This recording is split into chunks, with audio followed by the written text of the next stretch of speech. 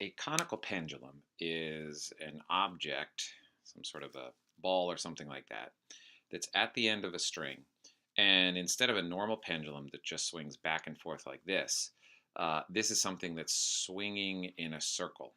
So it's attached up here and it's swinging around in a circle like this. And the place where you would start with a conical pendulum type problem, of course, would be to draw a free body diagram. So if I draw a diagram of that object when it's at that location, of course, we're going to have a force of gravity acting on it, and then it has the tension of the string acting on it, and that's it. There's nothing else touching it, so there's nothing else that can exert a force on it. So obviously we have a force that's at an angle here, so we want to break that up into its x and y components. And one of the things to always think about is whether or not you should tilt your axes. And the reason for tilting your axis is you always want the acceleration to be parallel to one of the axes so that the other axis has a zero acceleration on it. So just double checking the direction of acceleration here. If this thing is moving at a constant speed, so it's not speeding up or slowing down, then the only reason that it's accelerating is because it's changing direction. And when that happens, the direction of that acceleration is always toward the center. So the acceleration of this object, we call it centripetal acceleration because centripetal means toward the center. So in this situation, that direction is horizontal. So we do not want to tilt our axes. We want this axis to be parallel to that acceleration. That way, in the y direction, there's zero acceleration, and it'll make it easier to solve in that direction. So that's the basic setup of a conical pendulum. It turns out that it doesn't have to be a pendulum in order to have this basic setup. And so I'm not going to solve this problem. I'm going to solve a different problem that you would solve exactly the same way. So this is the question of a car going around a corner, but the corner is what they call banked. And you may have noticed this on a highway, that there are some roads, uh, think about an on-ramp or an off-ramp of a highway where the road surface is tilted.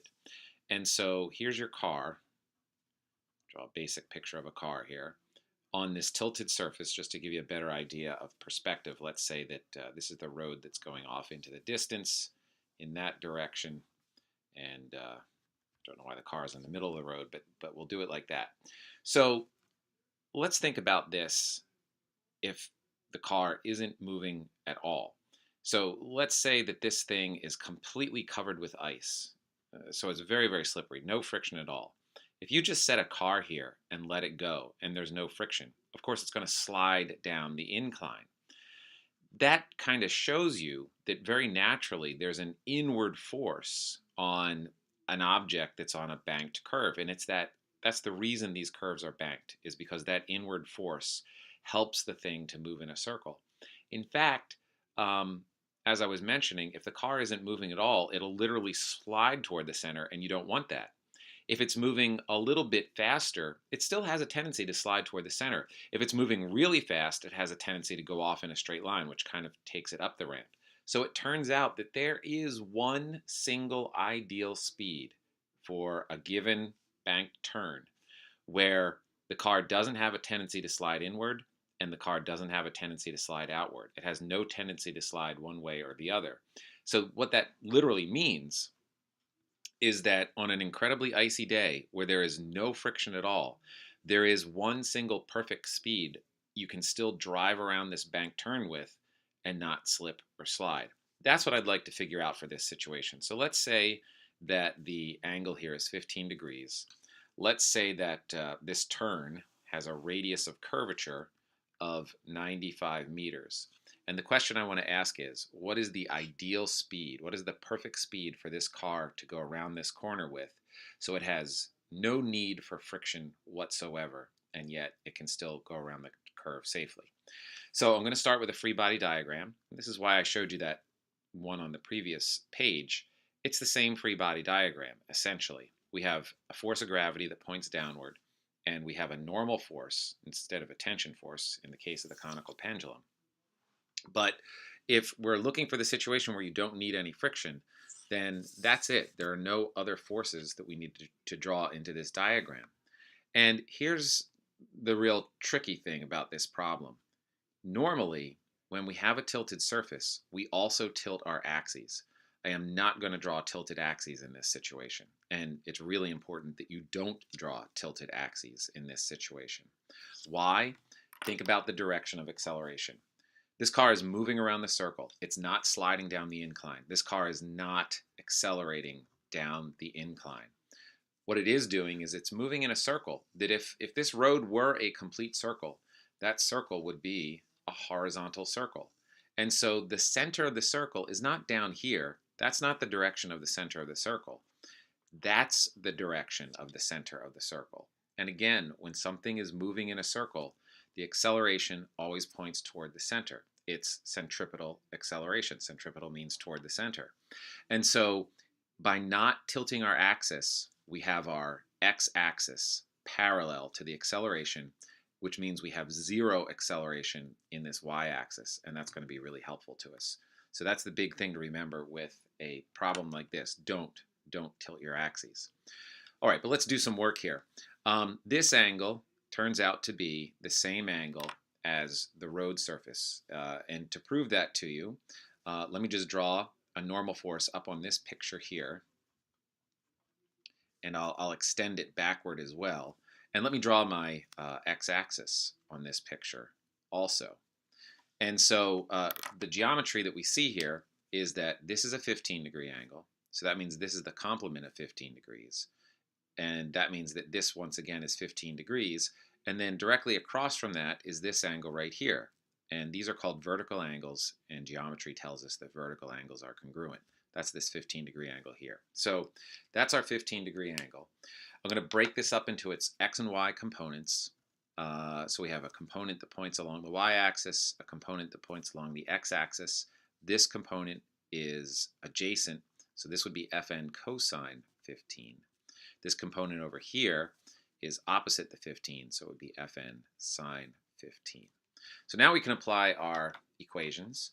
Let's do the circular motion equation first. So that equation looks like this. Net force, really, that's parallel to the radius.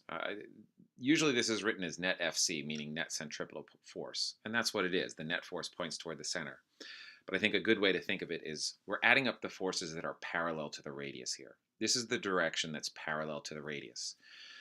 And that's the x direction in our diagram. The only force that is parallel to the radius is this component of the normal force right here. It's just Fn sine 15. That's the only force in this diagram that's parallel to the radius. So it's the only one that goes into this equation. I'm going to make it positive even though it points to the left because, again, in circular motion problems, we don't think about up, down, left, and right for positive and negative. We think about inward versus outward. Inward is always positive. Outward is always negative. So that equals mv squared over r. Not enough to solve the problem. In fact, the main issue here is we don't know what normal force is. It's not equal to mg because they're not directly opposite one another. So that's where we should take a look at the y direction. Now I'm just going to use our normal Newton's second law equation for the y direction because that direction is not parallel to the radius. You can't use the circular motion equation in a direction that is not parallel to the radius. We're just going to use our normal Newton's second law equation. Here's where and why I didn't tilt the axis, because now the acceleration in the y direction is 0. There is no acceleration in the y direction because it's totally perpendicular to the actual direction of acceleration. Add up the forces in the y direction. We've got this positive Fn cosine 15. And again, this isn't parallel to the radius, this direction, so I'm not thinking about inward versus outward. I'm just thinking about up and down. And usually we say up is positive. Down, Fg, which is equal to mg, is negative. And so we find that the normal force in this problem is equal to mg divided by the cosine of 15. Now we can take that result and substitute it in for the normal force over here. That's going to give us mg divided by the cosine of 15 times the sine of 15 is equal to mv squared over r. And so now you can see that we didn't need the mass of the car. This result is true no matter what car we have, what mass. We can also simplify a little bit more because trig identity tells us that sine over cosine is equal to tangent. So we have g tangent 15 equals v squared over r. And if we're looking for the ideal speed here, v is equal to the square root of rg tan theta in this situation. If we put in the numbers that we've been given, the radius is 95, g is 9.8, the angle is 15 degrees, and we get a final answer here of 95 times 9.8 times the tangent of 15, take the square root, 15.8 meters per second would be the speed that this car should have in order to have no tendency whatsoever to slide one way or the other.